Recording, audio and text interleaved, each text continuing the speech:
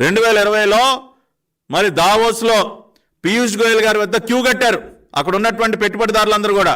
ఏంటి మీ రాష్ట్రంలో ఈ తుగ్లక్ ముఖ్యమంత్రి చేస్తున్నటువంటి పనులేంటి, మీ దేశంలో మేము ఎలా పెట్టుబడులు పెట్టాలి, ఏమి క్రెడిబిలిటీ ఉంది మీ దేశానికి, ఈ రకంగా ఒప్పందాలన్నీ కూడా రద్దు చేసుకుంటే మేము ఎలా పెట్టుబడులు పెడతాం, గ్యారంటీ ఏంటని చెప్పి పీయూష్ గోయల్ గారిని గట్టిగా నిలదీసేసరికి ఆయన తలదించుకోవాల్సినటువంటి పరిస్థితి ఏర్పడింది. ఆ విషయాన్ని ఆయన ఒక సమావేశంలో కూడా చెప్పి దేశ ప్రతిష్టనే దిగజార్చింది ఒక రాష్ట్రం అని చెప్పి ఆయన మాట్లాడినటువంటి ఒక మాటలు కూడా ఒకసారి మీకు వినిపించాలి. Stable and predictable regulatory regime, and we have a stress point on the power purchase agreements down south, which hopefully everybody is working to try and resolve, but it has damaged India's reputation very, very severely. In fact, if any of you has influence in that state, please exert that influence. We are also working to find a resolution, but I'm toying with an idea. And if any of you, maybe CII can help me, can we create a framework where the center and states sign a legally binding document committing everybody to stick to contracts and contractual obligations, irrespective of political changes or governments changing? I think it's time as a nation we decided on doing this, and anybody who reneges on any contract should commit that the Reserve Bank can cut his devolution of funds and pay for that contract, but not allow any such damage to the whole nation's reputation. So చాలా స్పష్టంగా ఏమన్నారో విన్నారు కదండి. దేశ ప్రతిష్టే మసకబారింది, India reputation దెబ్బతింది. ఇవాళ ఆంధ్రప్రదేశ్ రాష్ట్రంలో power purchase agreements విషయంగా మరి ఆనాటి ఇవాళ ఉన్నటువంటి ముఖ్యమంత్రి తీసుకున్నటువంటి నిర్ణయాల వల్ల దేశ రెప్యుటేషన్కే అదొక మచ్చగా మారింది. ఇటువంటి ఏ రకంగా కూడా ఉపేక్షించడానికి వీల్లేదు. అవసరమైతే కఠినమైనటువంటి చర్యలు తీసుకునే విధంగా ఒక ఫ్రేమ్వర్క్ తయారు చేయాలి. ప్రభుత్వాలు మారిన ఒప్పందాలను ఈ రకంగా రద్దు చేయడం అనేది కరెక్ట్ కాదు. అవసరమైతే రిజర్వ్ బ్యాంక్ ఆఫ్ ఇండియా వాళ్ళు ఏ రాష్ట్రం అయితే ఈ రకంగా వ్యవహరిస్తుందో, ఏ రాష్ట్రం అయితే దేశ ప్రతిష్ట దిగజారే విధంగా గతంలో చేసినటువంటి ఒప్పందాలని రద్దు చేస్తుందో ఆర్బీఐ కూడా యాక్షన్ తీసుకోవాలి, వాళ్ళకి ఇచ్చినటువంటి నిధుల్లో కోత పెట్టాలని చెప్పి కూడా పీయూష్ గోయల్ గారు మాట్లాడినటువంటి విషయాన్ని నేను ఇక్కడ మీకు వినిపించాను. అదేవిధంగా వరల్డ్ ఎకనామిక్ ఫోరంలో ఆ రోజున మరి అనేక పారిశ్రామికవేత్తలు ఆధార్ పూనావాలా అనేటటువంటి ఒక రెప్యూటెడ్ పారిశ్రామికవేత్త ఆయన మాటలు కూడా విందాం. One part is that you've got these states which are renegating from PPAs. This is a very serious issue. You look at Andhra and many other states. You have investment happening over there. You have a signed PPA and then you renegotiate a power agreement. How will anyone invest? So if these things are addressed, you have Singapore investors. So Aadhaar Poonawalla అనేటటువంటి reputed industrialist మన దేశంలో ఆయన కూడా ఆంధ్రప్రదేశ్ రాష్ట్రంలో జరిగినటువంటి నిర్వాహకం వల్ల ఏ రకంగా పెట్టుబడులు పెడతారు ఎవరైనా ఏ రాష్ట్రంలో అయినా దానివల్ల క్రెడిబిలిటీ ఎంత దెబ్బతింతా ఉందని చెప్పి వరల్డ్ ఎకనామిక్ ఫోరం వేదికగా అన్న మాటలు మీకు వినిపించాను. అంటే ఈయన చేసినటువంటి తుగ్లక్ పనుల వల్ల పెట్టుబడులు ఆకర్షించడం మానేసి ఉన్నటువంటి వాటిని రద్దు చేయటం, ఉన్నటువంటి పరిశ్రమలను తోలేయటం. ఎన్ని పరిశ్రమలు వెళ్ళిపోయాయండి. లులు వాళ్ళు ఇవాళ హైదరాబాద్లో అతిపెద్ద మాల్ కట్టారు. విశాఖలో రావాల్సినటువంటి మాల్ హైదరాబాద్ తరలి వెళ్ళిపోయింది. దానికి కారకుడు జగన్ రెడ్డి కదా.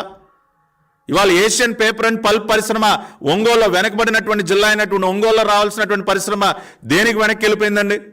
ఆఖరికి అండర్వేర్లు తయారు చేసినటువంటి జాకీ పరిశ్రమ కూడా ఇక్కడ క్లోజ్ చేసి వాళ్ళు వెళ్ళిపోయారు కదండి. పెట్టుబడులు రావటం మానేసి ఉన్నటువంటి వాటిని తరిమేసి ఇదిగో ప్రపంచ స్థాయిలో దేశ ప్రతిష్టను కూడా దిగజార్చాడు ఈ రాష్ట్ర ముఖ్యమంత్రి అని చెప్పి కేంద్ర మంత్రి పీయూష్ గోయల్ మాట్లాడినటువంటి మాటలు, మరి అనేక మంది పారిశ్రామికవేత్తలు దావోస్లో మాట్లాడినటువంటి మాటలు మీరు విన్నారు. ఈ నిర్వాహకం వల్ల ఈయన గారు చేసినటువంటి తుగ్లక్ పనుల వల్ల 2022లో ఈయన గారు దావోస్ వెళితే ఒక్కడు కూడా ఈయన ముఖం చూడలా. ఒక్క విదేశీ కంపెనీ కూడా ఇంత సమావేశం అవలా.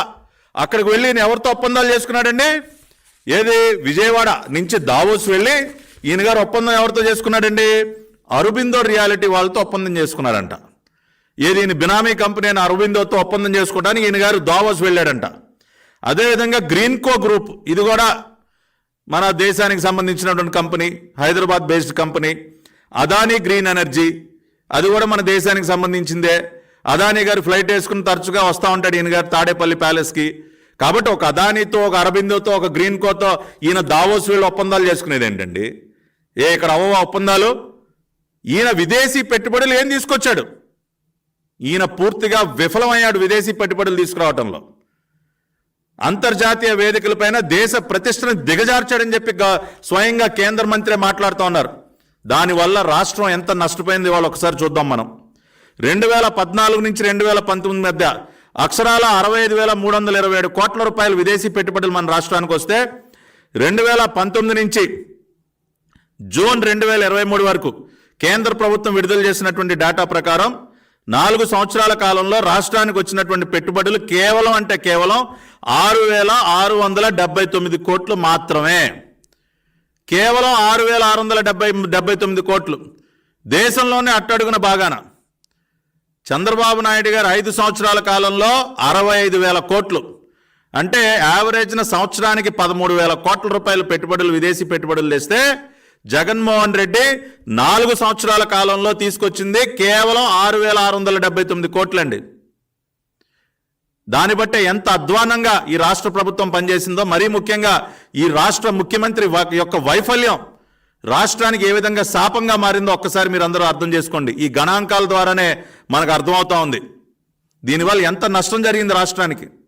రాష్ట్రం యొక్క ఆదాయం పడిపోయింది, పన్నుల రూపంలో వచ్చినటువంటి ఆదాయం, ఉపాధి అవకాశాలు, పెట్టుబడులు రావటం వల్ల ఎంతమందికి ఉద్యోగం దొరుకుతుంది, నిరుద్యోగం తీవ్రంగా పెరిగిపోయింది.